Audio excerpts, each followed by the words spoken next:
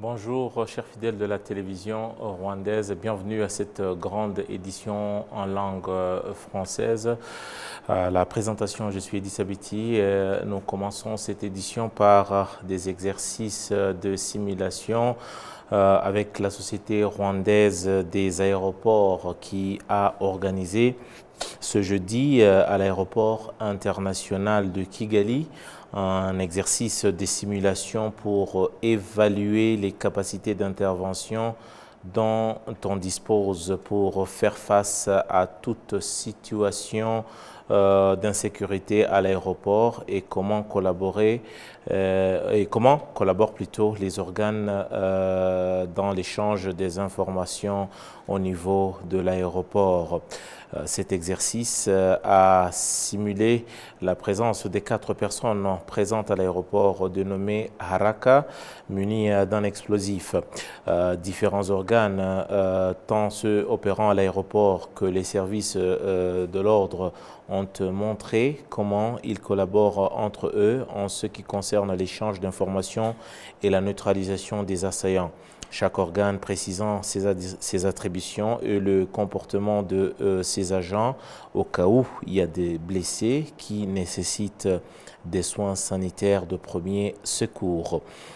Cet exercice de simulation se déroule tous les 2 ans où l'on précise chaque fois le thème auquel il va porter, comme lutter contre un incendie, faire face à une pandémie et voir comment collabore avec la presse lorsque survient une situation qui pourrait porter atteinte à la sécurité des passagers à l'aéroport international de Kigali. Parlons de la sécurité avec les FDLR. Cette fois-ci, une question qui reste au centre de plusieurs discussions dans différents processus de paix au niveau de la région, avec le Rwanda qui aujourd'hui a mis la main à la pâte depuis plus de 12 000, depuis quelques années. On compte plus de 12 000 combattants qui ont été autrefois dans les FDLR, notamment en République démocratique du Congo. Ces derniers indiquent qu'ils tentent de réintégrer la société rwandaise malgré plusieurs années qu'ils ont passées loin de leur famille, mais également aux côtés de ces anciens combattants du FDLR. On peut suivre dans le reportage tout à l'heure différents organes étatiques qui prennent en charge ces combattants et surtout les efforts du Rwanda à pouvoir réintégrer ces derniers dans la société rwandaise et surtout pour contribuer au développement socio-économique du Rwanda. Le point ici, c'est avec notre consoeur Amandine Ndikumasabo. Wenceslas Nizeyimana était colonel au sein du groupe FDLR depuis l'Est de la République démocratique du Congo. 12 ans après avoir regagné son pays, il est loin d'oublier les difficultés rencontrées en exil. Après avoir fui le pays, nous avons fondé les FDLR. J'ai dirigé un bataillon et après, j'ai été commandant adjoint d'une brigade. Longtemps après, en avril 2011, j'ai trouvé que la situation s'empirait au sein des FDLR et c'est ainsi que j'ai pris la décision de rentrer au Rwanda, surtout que mon épouse était rentrée 2 ans avant. Une fois arrivé au Rwanda, j'ai été bien accueilli. Rentrer au Rwanda depuis les forêts de la RDC est une décision hasardeuse et beaucoup décident de rentrer au risque de leur vie, comme le dit Vestine Uwizeyimana, épouse d'un ancien combattant FDLR.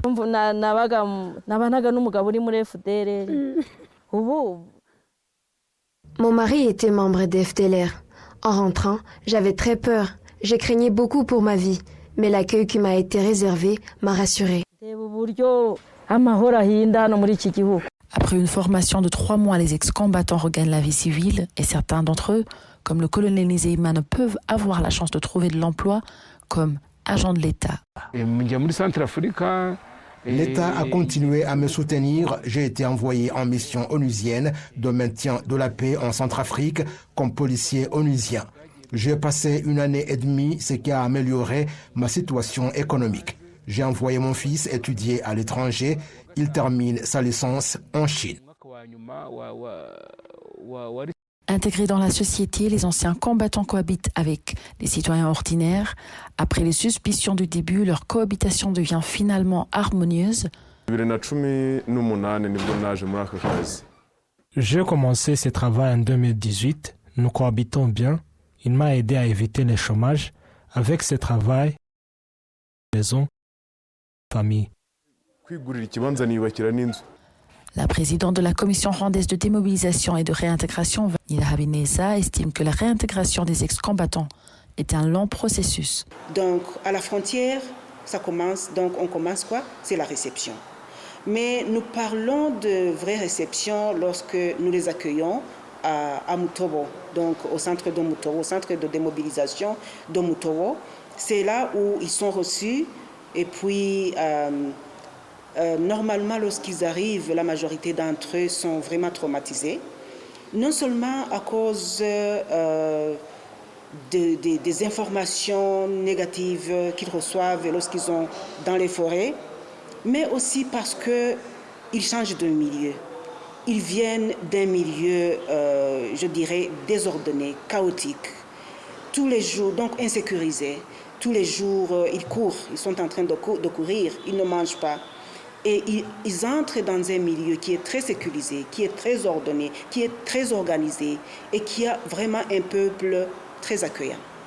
Donc, lorsqu'ils arrivent, on fait ce qu'on appelle la stabilisation.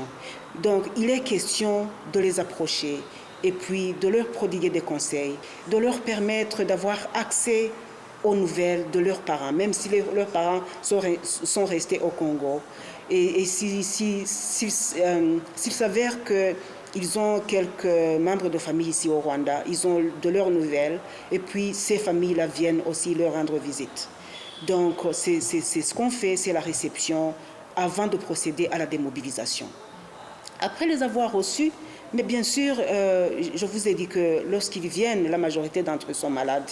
Et la première des choses qu'on fait après la stabilisation, c'est de leur donner des soins médicaux. La commission rwandaise de démobilisation dénombre à présent plus de 12 500 anciens combattants rentrés des forêts de la République démocratique du Congo, dont une centaine de femmes. Amandine Dikomasabo pour la télévision rwandaise. Merci beaucoup Amandine Dikomasabo. Justement à ce propos, nous sommes dans ces studios avec Albert Rudatsimburgwa. Il est journaliste et analyste politique qui suit de près les questions notamment sécuritaires au niveau de la région. Albert, bienvenue dans nos studios. Après avoir suivi ce reportage, on parle de plus de 12 000 combattants FDLR, ex-FDLR qui ont été réintégrés. Albert, on sent que le Rwanda a mis la main à la pâte pour la réintégration de ses forces, mais tout de même, il en reste encore des milliers d'autres de l'autre côté, notamment en RDC.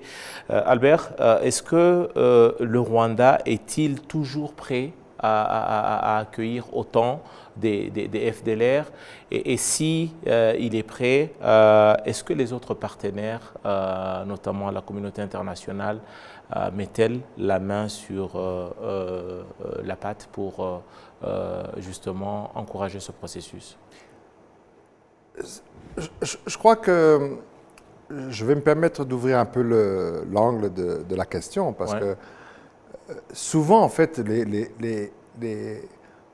gens qui observent la région et quand ils commentent sur le Rwanda, en fait, ils ne comprennent pas que le Rwanda est vraiment un cas comme ils n'ont pas l'habitude de le voir. Dans le sens où, sur votre première question, c'est pas que est-ce qu'il est prêt, ça fait partie de l'ADN du Rwanda post-94.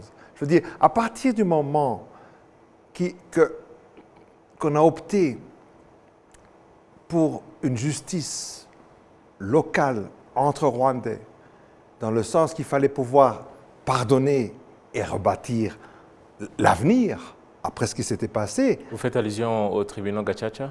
Au tribunal Gacaca, entre autres, hein, oui, tout à fait. et la réintégration, parce que quand le Rwanda, quand l'APR, je dirais, a gagné en 1994 la guerre contre les génocidaires, elle n'est pas restée, et que 2 ans après, elle a dû aller justement dans le Zaïre parce qu'elle se faisait tout le temps attaquer par ceux qui vont devenir les FDLR, mais qui étaient en fait les forces génocidaires qui avaient fui au Zaïre à l'époque. Quand le Rwanda est allé là-bas, 60% des troupes du côté des Rwandais étaient composées de l'ancienne armée de Habyarimana, 60%. Donc je veux dire, depuis lors, aujourd'hui, les RDF, le Rwandan Defense Force... Vous parlez des ex-FARC qui ont été réintégrés. Absolument, absolument. Donc l'histoire de réintégrer, c'était ça, parce que c'était histoire de remettre la nation rwandaise ensemble. Et jusqu'à aujourd'hui, j'ai suivi ça personnellement. En fait, maintenant il en reste encore là, mais j'ai vu beaucoup de grands noms comme Rwarakabije et tout ça, qui sont rentrés au Rwanda. Et qui se sont réintégrés ici. Même je ne sais même pas si vous savez, un ancien phare, phare qui avait été condamné en Belgique même, après avoir purgé sa peine, il est rentré au Rwanda. Bon, il vit aujourd'hui, il est retraité. Donc, je veux dire, c'est l'esprit du Rwanda de toute façon. Donc, même les FDLR qui sont encore là, même aujourd'hui, même ceux qui sont là, la logique est toujours la même. C'est que s'ils rentrent, ils vont être réintégrés dans la société du Rwanda. Ce ne sont pas des parias. Par contre, la deuxième partie de votre question, je crois qu'elle est aussi très intéressante, c'est que, en fait, je dirais, cette communauté internationale, si on disait que c'est la MONUSCO qui est symboliquement celle qui représente les Nations Unies, cette communauté internationale, elle est contre. Elle est contre parce que le jour où il n'y a plus de FDLR, il n'y a plus de MONUSCO là-bas. Mais et tout le monde regardait... tout en étant là-bas, si la MONUSCO est contre les 12 000 combattants dont on vient de suivre dans ce reportage, dont le colonel Wenceslas Nizeyimana dans ce reportage, Albert, ils ont été réintégrés au cours de ces 20 dernières années. Et la MONUSCO est présente en RDC depuis 1999. Tout à fait. C'est au cours de cette même période que ces combattants. Alors, qu'est-ce qui s'est passé entre le soutien à ce processus et la situation actuelle? Moi, je prétends, et je me permets de le dire, après autant de temps et après assez de recul, c'est que la MONUSCO n'a jamais en fait vraiment... Ça veut dire que les gens qui sont rentrés, c'est au dépend de ce que la MONUSCO fait ou ne fait pas. C'est vraiment, ça a été beaucoup plus, je dirais, il y a eu beaucoup plus, je vais même vous dire, il y a eu beaucoup plus entre Kinshasa, Kigali et les FDLR qu'avec quoi que ce soit comme soutien de la MONUSCO. La MONUSCO a plus ou moins même soutenu les FDLR dans leur... Lorsque vous dites Kinshasa, Albert, nous savons qu'il y a eu, vous faites allusion au gouvernement congolais. Absolument, du temps de Kabila. Le temps de Kabila, mais c'est quand même le gouvernement congolais. Tout à fait, oui. Parce qu'il y a la continuité de l'État. Tout à fait, oui. Vous faites allusion aux opérations conjointes, par exemple, on a vu Umoja, Wetu et Amani. Oui. C'est de telles, on peut imaginer que dans la situation actuelle, de telles opérations de traque et de désarmement et rapatriement peuvent être une des pistes de solution à cette question? En donnant aussi du contexte à ce que vous voulez dire, à ce que vous venez de dire. Ça veut dire qu'on peut avoir des ententes d'État à État. Et puis, il y aura aussi les gens sur place, les individus. Ça veut dire que même du temps de Umoja Wetu, il y avait des opérations qu'on faisait conjointement. Mais il y avait des individus, des mécanismes de contrôle ou Non, des commandants locaux sur place. Par exemple, des FARDC qui ont certaines accointances avec les FDLR et qui, par exemple, des fois, dévoilaient déjà tout aux FDLR pour qu'ils puissent avoir le temps de déguerpir. Hein? Donc, je veux dire, ça, ce sont des accords d'individus. Mais le fait que même que l'État du Congo s'était entendu avec l'État de Kigali, ça a apporté certains fruits. Et ceux qui sont revenus des FDLR, ceux qui ont été attrapés, ceux qui sont revenus, ils sont tous vivants. Ils sont réintégrés. Parce que le Rwanda ne va pas après ces gens-là. Parce que ce que le Rwanda ne peut pas, c'est simplement tolérer que des gens qui ont cette idéologie, comme il avait toujours, destructrice de la nation rwandaise et qui veulent revenir au Rwanda, puissent attaquer le Rwanda. Ça, le Rwanda ne peut pas l'intégrer, ne peut pas le tolérer et ne le tolérera jamais de toute façon. Alors, si je vous suis très bien, vous dites que le Rwanda aujourd'hui n'a pas peur de recevoir les FDLR ou n'a aucun intérêt d'avoir les FDLR de l'autre côté de la frontière. Je vais bien le préciser, mais oui, mais permettez-moi de dire, le Rwanda ne tolérera jamais que les FDLR continuent à être une menace à quelques pas du Rwanda. Jamais. Jamais. Donc, mais en même temps, le Rwanda est prêt à réintégrer ces gens-là pour qu'ils se retrouvent, pour qu'ils sortent de cette folie destructrice. Donc, ce sont les deux, je dirais, les deux piliers sur lesquels la sécurité du Rwanda, de ce côté-là, se situe. À Kinshasa, à plusieurs reprises, on a parlé de la quasi-disparition des FDLR. Et puis, là, je reprends les propos de l'ancien ministre des Affaires étrangères, Christophe Lutundula. Oui, oui. Et après, quelques mois après, le gouvernement congolais s'est ressaisi, a reconnu qu'il existe des FDLR. Et certains rapports font état d'une collaboration étroite, sinon une intégration des éléments FDLR au sein des FARDC.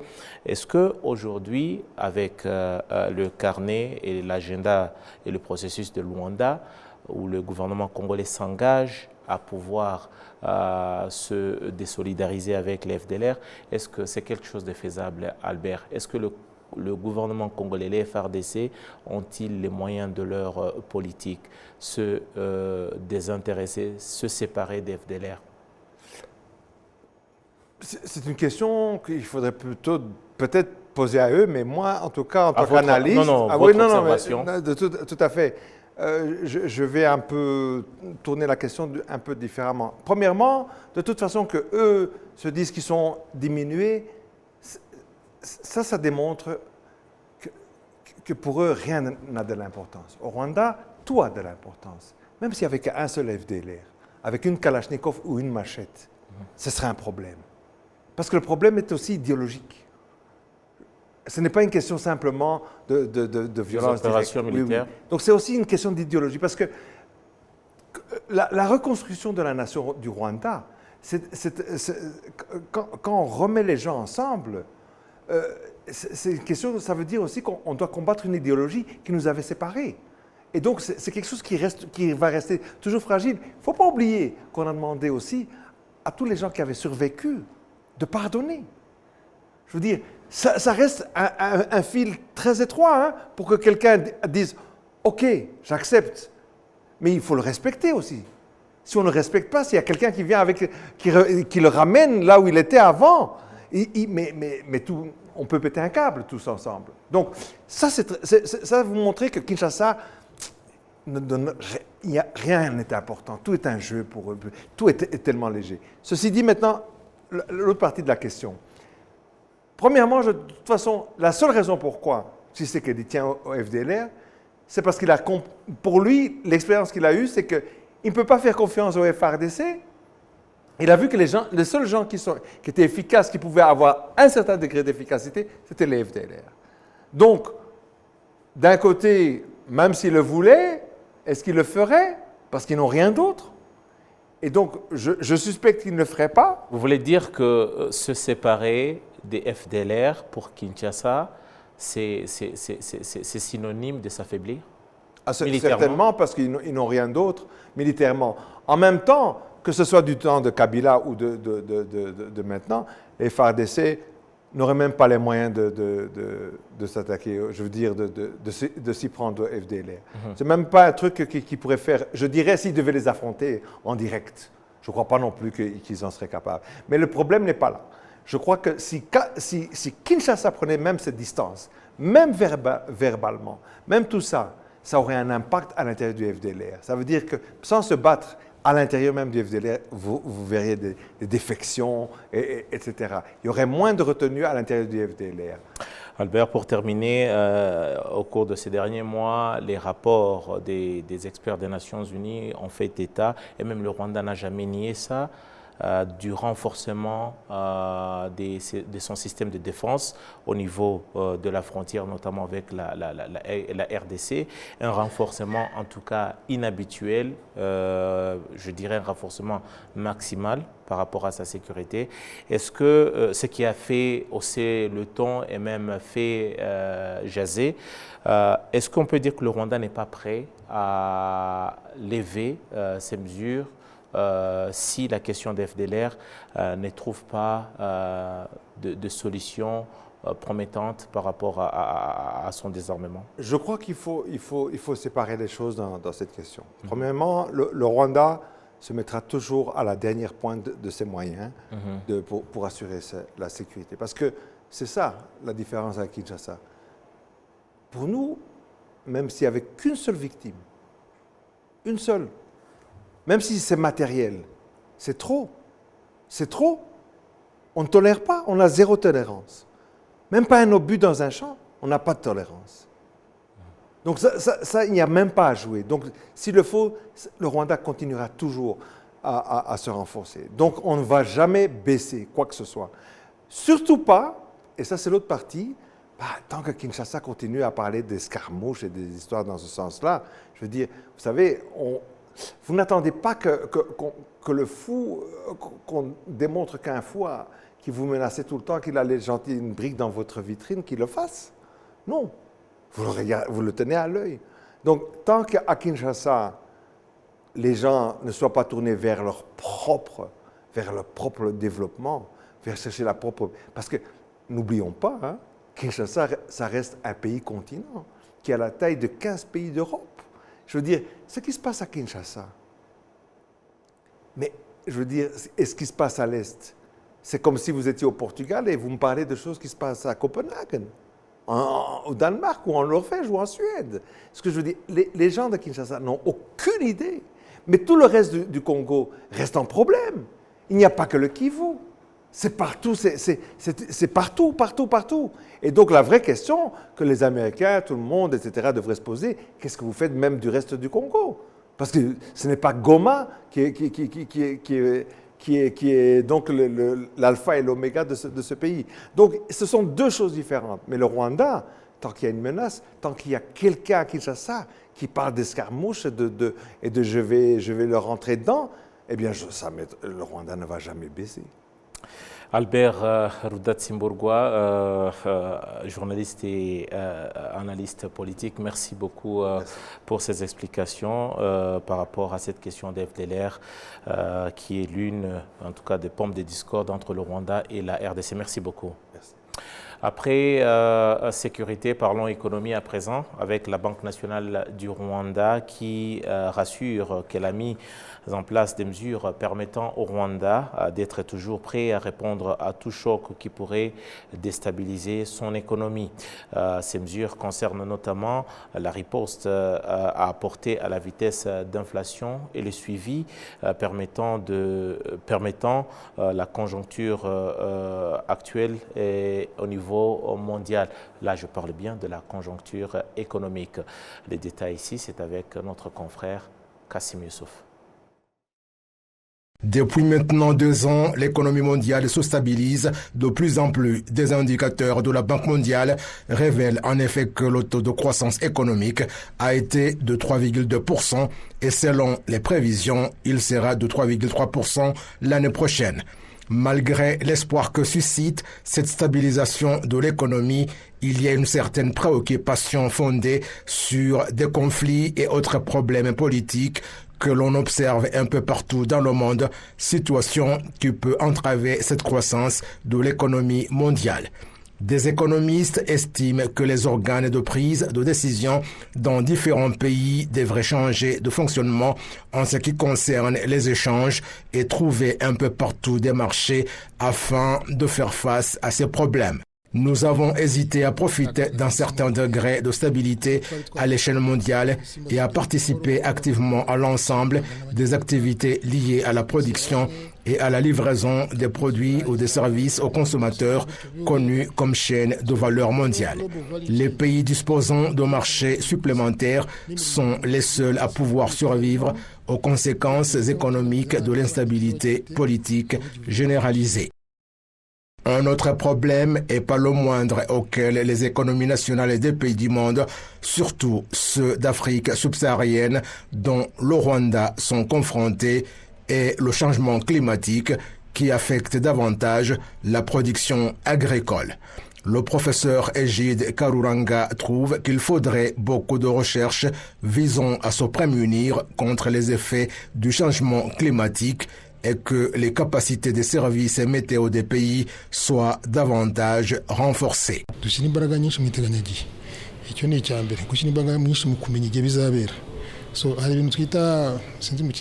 Il faudrait consacrer davantage d'efforts aux prévisions météorologiques. Il faudrait utiliser des technologies avancées comme les systèmes d'alerte aérienne pour prévoir et se prémunir contre les effets du changement climatique.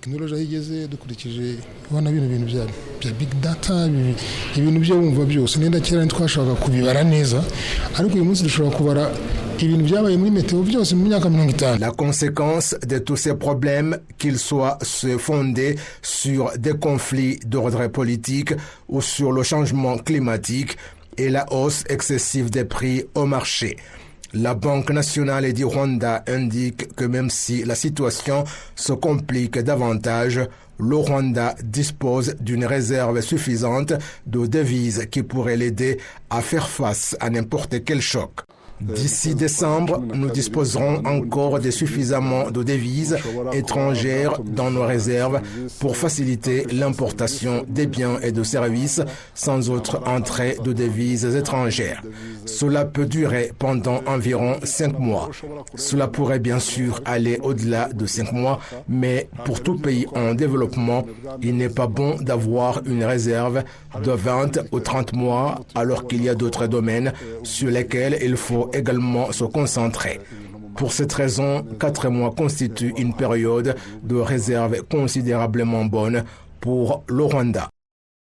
Les chiffres de la Banque nationale du Rwanda révèlent que fin juin 2024, les réserves de devises du pays s'élevaient à 2,04 milliards de dollars américains, soit plus de 2 673 milliards de francs rwandais. Ces réserves pourraient servir pendant presque 5 mois pour les importations dont le pays a besoin si jamais il survient une situation qui fait que le pays n'enregistre aucune entrée de recettes en devises.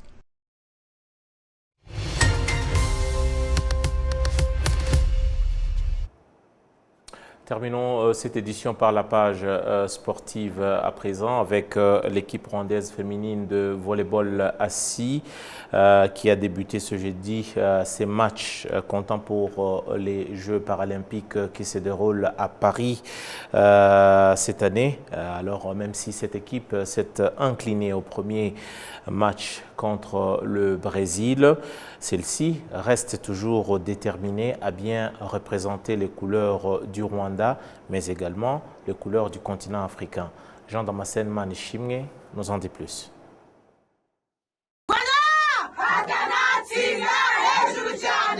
L'équipe rwandaise féminine de volleyball assis à Paris, où se sont ouverts depuis hier mercredi les Jeux paralympiques d'été 2024. Bien qu'elle soit aux couleurs rwandaises, elle ne représente pas uniquement le pays des 1000 collines, mais plutôt toute l'Afrique. Car l'équipe rwandaise est la seule à avoir atteint ce stade de la compétition. Au premier match ce jeudi, l'équipe rwandaise s'est inclinée face aux redoutables brésiliennes par 3 manches à 0, 25-13, 25-10 et 27-7.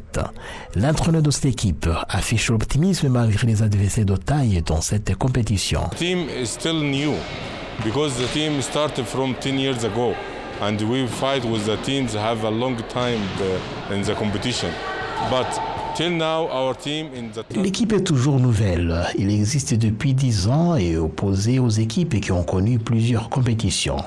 Notre équipe a des ambitions de se perfectionner davantage pour les Paralympiques de Los Angeles et nous avons besoin de bons résultats dans cette édition. Nous savons que nous serons face aux équipes fortes. À commencer par le Brésil, la première équipe au monde, le Canada, deuxième, et la Slovénie, une bonne équipe aussi expérimentée. Notre équipe est encore jeune, mais a la chance de lutter pour obtenir de bons résultats. But our players are still young, have a chance to fight, have a chance to do good results. En elle-même, les joueuses de l'équipe rwandaise affichent une grande ambition d'aller le plus loin possible dans ces Jeux paralympiques et demandent au public rwandais de s'unir derrière elles pour avoir de meilleurs résultats. icyo twakwizeza abanyarwanda surtout ku bakurikira imikino yacu bazi urugendo rwacu kuva Brésil, Tokyo kugera tugiye kujya Paris. Ce que nous dirions à ceux qui nous suivent, sachant surtout notre parcours depuis le Brésil, Tokyo et maintenant Paris, nous avons changé notre placement mondial. Il y a eu des changements et ces Paralympiques de 2024 nous poussent à travailler davantage pour figurer dans les 3 meilleures équipes du monde. Nous voulons dépasser la phase des poules et continuer. C'est notre 3e participation aux Paralympiques. Nous demanderions aux Rwandais de nous soutenir moralement et de suivre nos matchs. muri morale gukurikirana imikino yacu kudufana ibyo nasaba abanyarwanda. L'équipe représente le continent africain, cela lui demande de lutter de façon acharnée et un esprit que l'entraîneur essaie d'insuffler dans ses joueuses. Pour moi, c'est la 4e participation aux Jeux paralympiques. J'ai surtout joué avec l'équipe égyptienne. Chaque fois, j'y allais pour m'imposer aux autres. Et c'est ce que j'ai dit à mes joueuses. On n'y va pas pour nous amuser. Nous y allons pour gagner et nous devons lutter pour ça. Et nous devons faire du bien pour le Rwanda, surprendre ainsi tout le monde. Nous allons lutter et je pense que nous y parviendrons. À ces Paralympiques de Paris, le Rwanda figure dans le groupe B aux prises avec le Brésil, le Canada et la Slovénie. Les joueuses rwandaises regagneront le terrain samedi face à la Slovénie avant d'affronter le Canada le 2 septembre prochain. Ainsi donc, nous touchons la fin de notre édition. Merci beaucoup de nous avoir prêté attention. Grand merci à toutes les équipes au niveau de la régie. J'aurai tout le plaisir de vous retrouver très prochainement pour une nouvelle édition. En attendant, restez bien fidèles au programme de la télévision rwandaise. Au revoir.